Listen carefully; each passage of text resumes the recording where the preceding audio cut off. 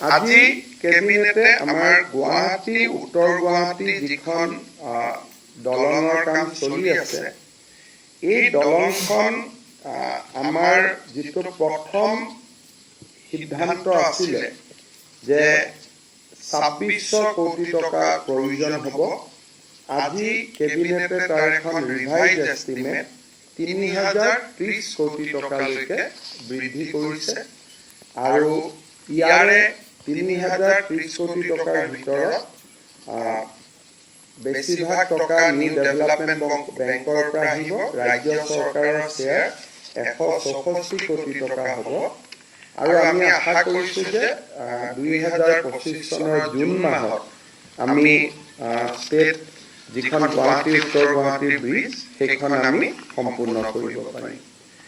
ইয়াৰ উপৰিও কেবিনেটে আজি স্কিল ইউনিভাৰ্চিটিৰ উপাচাৰ্যৰ যিটো ৰিটায়াৰমেণ্ট তাক ২ বছৰলৈ বৃদ্ধি কৰাৰ বাবেও সিদ্ধান্ত গ্ৰহণ কৰে আৰু তাৰ কাৰণে আছাম স্কিল ইউনিভাৰ্চিটি বিধেয়কখন এইবাৰ সদনত উত্থাপন কৰাৰ বাবেও সিদ্ধান্ত গ্ৰহণ কৰে।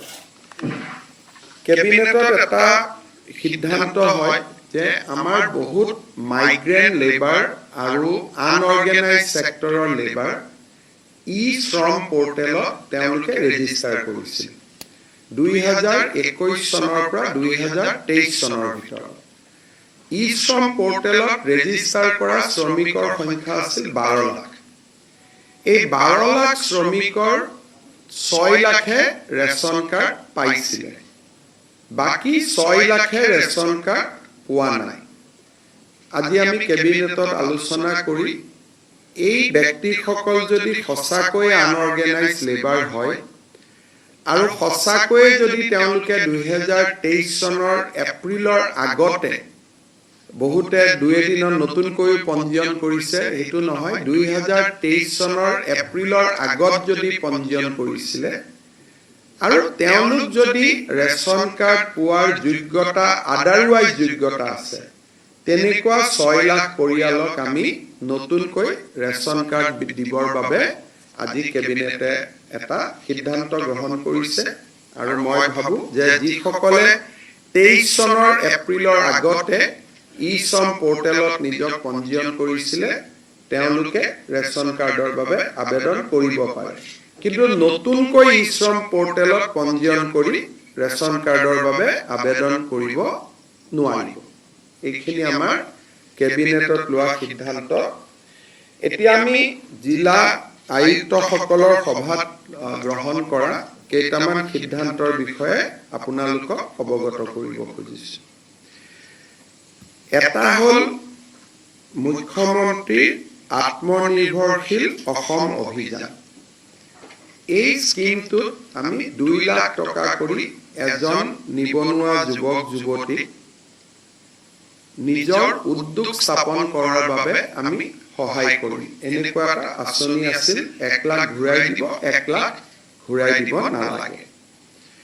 তাৰে যিটো প্ৰথম পৰ্যায়ৰ ইণ্টাৰভিউ আছিলে, সেই ইণ্টাৰভিউটো সমাপ্তি হ'ল। এতিয়া 1:2 অৰ্থাৎ প্ৰথম বছৰ আমি ৩০,০০০ লোকক যুৱক যুৱতীক এই সহায়টো কৰিম আৰু তাৰ পিছত আমি আৰু ৭০,০০০ ল'ৰা ছোৱালীক কৰিম দ্বিতীয় পৰ্যায়ত।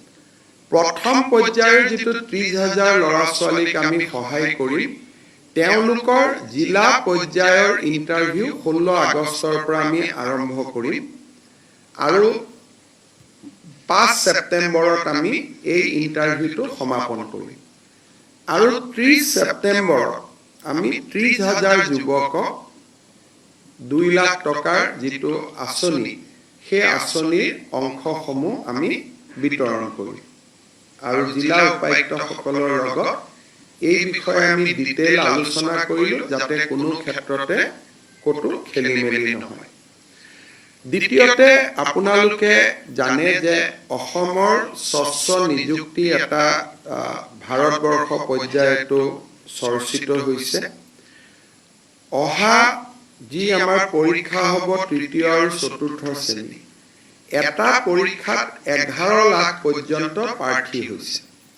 গতিকে জিলা উপায়ুক্তৰ সন্মিলনীত আমি আলোচনা কৰিলোঁ যে কেনেকৈ আমি অতি সুন্দৰভাৱে এইবাৰো স্বচ্ছতাৰে সৈতে এই পৰীক্ষাটো সম্পূৰ্ণ কৰিব পাৰোঁ।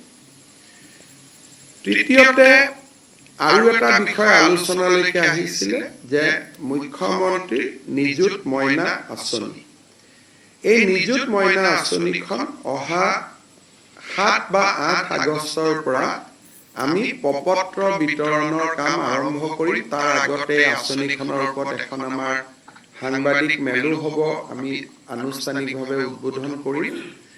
আৰু এই আঁচনিখনত যিহেতু 3 লাখ ছোৱালীয়ে বা আমাৰ কন্যা সন্তানে এই আঁচনিৰ সুবিধা ল'বলৈ সুযোগ পাব, যাতে নিৰ্বাচনৰ প্ৰক্ৰিয়া, প্ৰপত্ৰৰ প্ৰক্ৰিয়া সুন্দৰভাৱে হৈ যায়, তাৰ বিষয়েও জিলা উপায়ুক্তৰ সন্মিলনীত আমি দীঘলীয়াকৈ আলোচনা কৰোঁ।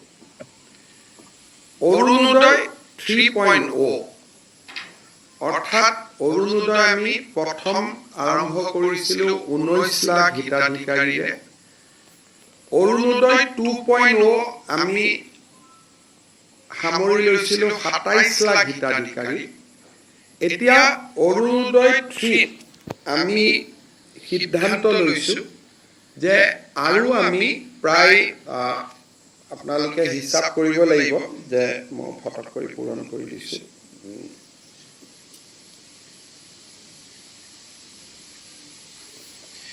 আমি আৰু 20 লাখ হিতাধিকাৰী এই আঁচনিৰ আমি অধীনলৈ আনিব খুজিছোঁ।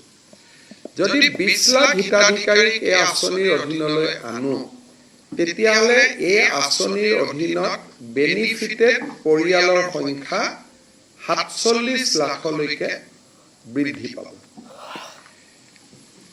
আমি অৰুণোদয় 2.0 আধাৰ আৰু ৰেচন কাৰ্ডৰ লগত জড়িত নাছিলে। তাৰ কাৰণে মই যোৱাকালি পৰহি যেতিয়া উপায়ুক্তৰ সন্মিলন আৰম্ভ হৈছিল, মই কৈছিলোঁ যে কিছুমান অৰুণোদয় হিতাধিকাৰী অবাঞ্ছিত লোকৰ হাতলৈকেও যোৱাৰ কিছু তথ্য আমাৰ হাতলৈ নিৰ্বাচনৰ সময়ত আহিছিলে। সেইকাৰণে এইবাৰ আমি সিদ্ধান্ত কৰিছোঁ যে অৰুণোদয় আঁচনিটো পাবৰ কাৰণে ৰেচন কাৰ্ড থাকিবই লাগিব। আৰু যদি ৰেচন কাৰ্ড কাৰোবাৰ থাকে, তেতিয়াহ'লে তাৰ আধাৰো থাকিব লাগিব। অৰ্থাৎ Orunodoi will be link with Aadhaar and ration card. সেইকাৰণে বৰ্তমানলৈকে পাই থকা অৰুণোদয় হিতাধিকাৰী আৰু নতুনকৈ 20 লাখ যি হিতাধিকাৰী হ'ব, তাৰ কাৰণে এটা নতুন নিৰ্বাচনী প্ৰক্ৰিয়া এটা আৰম্ভ হ'ব। অৱশ্যে যেতিয়ালৈকে নতুন বেনিফিচিয়াৰী নিৰ্বাচন নহয়, তেতিয়ালৈকে পুৰণাসকলে অৰুণোদয় পাই থাকিব। কিন্তু যেতিয়া নতুন হিতাধিকাৰী হ'ব, বৰ্তমানে পাই থকা সকলোৱে নাপাবও পাৰে। যদি তেওঁলোকৰ ৰেচন কাৰ্ড নাই বা তেওঁলোকৰ আধাৰ নাই, তেতিয়া তেওঁলোকে নাপাবও পাৰে। অহা ছেপ্টেম্বৰ মাহৰ পৰা আমি অৰুণোদয় হিতাধিকাৰী পইণ্ট 3 কাৰণে অৰুণোদয় পইণ্ট 3 এই হিতাধিকাৰী নিৰ্বাচনৰ প্ৰক্ৰিয়াটো আমি আৰম্ভ কৰিম। আৰু এই কামটো যাতে খুব সুষমভাৱে, কাৰণ অৰুণোদয় হিতাধিকাৰী প্ৰায় ডাবুল হৈ যাব, আজিতকৈ দুগুণ হৈ যাব। আজি 27 লাখ আছে, তেতিয়া প্ৰায় 47 লাখ হ'ব। ডাবুল নহ'ব, অকণমান ডাবুলতকৈ কম হ'ব। গতিকে এইবাৰ যাতে অৰুণোদয় প্ৰত্যেকটো ৰেচন কাৰ্ড থকা পৰিয়াল, প্ৰত্যেকটো হয়তো নহ'ব, 80% হ'ব। ৰেচন কাৰ্ড প্ৰায় 55 লাখৰ আছে, আমাৰ অৰুণোদয় 47 লাখ। কিন্তু যিহেতু অৰুণোদয়ত ক্ৰাইটেৰিয়া আছে, 4খন গাড়ী থাকিলে নাপায়, মন্ত্ৰী MLA পৰিয়ালে নাপায়, পঞ্চায়তৰ পৰিয়ালে নাপায়, সেইকাৰণে আমি ভাবিছোঁ যে 47 lakh will be a sufficient number যোগ্যজনক দিবৰ কাৰণে। আৰু তাৰ গোটেই নিৰ্বাচনৰ প্ৰক্ৰিয়াটো আমি ছেপ্টেম্বৰ মাহৰ পৰা আৰম্ভ কৰিম। তাৰ